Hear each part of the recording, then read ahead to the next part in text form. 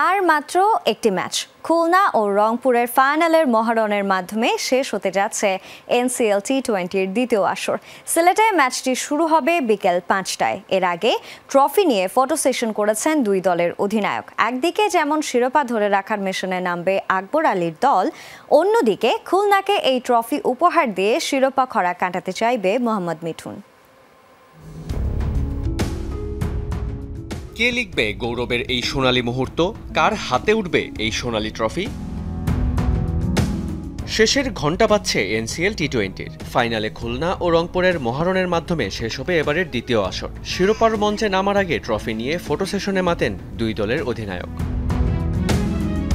Final হলেও এই match নিয়ে বাড়তি কোনো চাপ নিচ্ছেন না রংপুর অধিনায়ক। নিয়মিত গেম প্ল্যান নিয়ে জয়ের লক্ষ্যেই মাঠে নামবে তার দল। অন্যদিকে কোয়ালিফায়ার খেলে সরাসরি ফাইনালে এসেছে খুলনা। তবে মিঠুন ভুলে যাননি যে রংপুরের বিপক্ষে ফাইনালের মহারণে নামছেন তারা ডিফেন্ডিং চ্যাম্পিয়ন। তবে নিজেদের সক্ষমতা নিয়েও আত্মবিশ্বাসী খুলনার অধিনায়ক।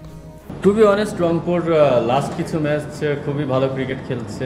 ওরা ডিফেন্ডিং চ্যাম্পিয়ন, অবশ্যই ওরা খুব ভালো টিম।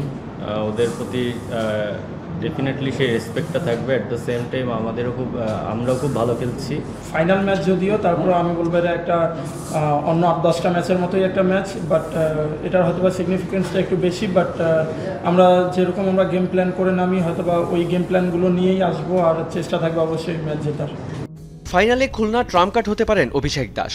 প্রায় 5 বছর ইনজুরি কাটিয়ে এবারের এনসিএলে ফিরেই সুযোগটা ভালোভাবেই কাজে লাগিয়েছেন এই অলরাউন্ডার। ব্যাটে বলে দুটি ছড়িয়ে হয়েছেন ম্যাচ সেরা। শিরোপার মঞ্চে কোয়ালিফায়ারের সেই অভিষেককেই চান খুলনা অধিনায়ক। ওর সম্পর্কে আমাদের প্রথম দিকে ক্লিয়ার আইডিয়া ছিল না।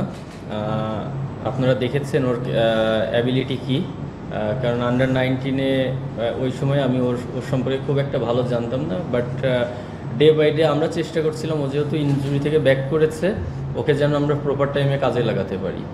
নিজেদের যোগ্যতার প্রমাণ দিয়েই ফাইনালের মঞ্চে নাম লিখিয়েছে রংপুর। কোয়ালিফায়ারের মতো গুরুত্বপূর্ণ ম্যাচে ব্যাটে বলে আলো ছড়িয়েছেন নাসির হোসেন। দলটিকে ফাইনালে নিয়ে আসা এই জয়ের নায়ককে নিয়ে অধিনায়কের প্রত্যাশাটাও তাই অনেক বেশি। নাসির ভাই আসলে প্রত্যেকটা টিমের জন্য এমন মনে একটা অ্যাসেট।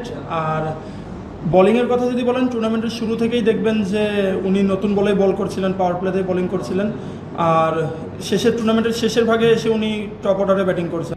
বৃষ্টি বাধা, সূচি পরিবর্তন, জাতীয় দলের ক্রিকেটারদের অনুপস্থিতি, সকল বাধা পেরিয়ে সমাপ্তির পথে এবারের আসর। রংপুর নাকি খুলনা, কে হাসবে শেষ হাসি, সেটা এখন সময়ের অপেক্ষা। রিয়ান রাফতি, যমুনা স্পোর্টস।